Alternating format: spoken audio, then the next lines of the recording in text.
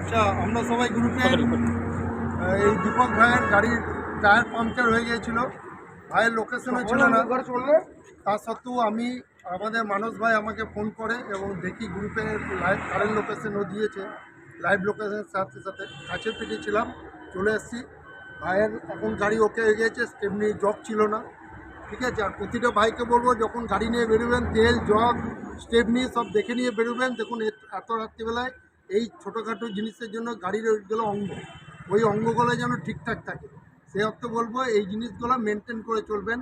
और दीपक भाई आप थोड़ा बोलिए हम लोग आए कि नहीं ग्रुप से। जी नमस्कार, प्रणाम।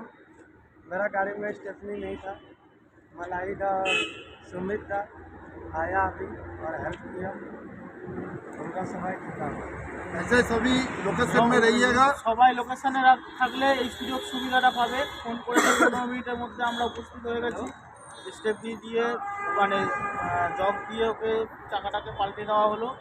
আপনাদের সবাইকে একটাই অনুরোধ রইল, লাইভ লোকেশনে থাকবে, রাত্র 24 ঘন্টা আমাদের ফোন খোলা থাকবে। যখনই ফোন করবে ঠিক পৌঁছে যাবো। নমস্কার, আমি সবাই ধন্যবাদ।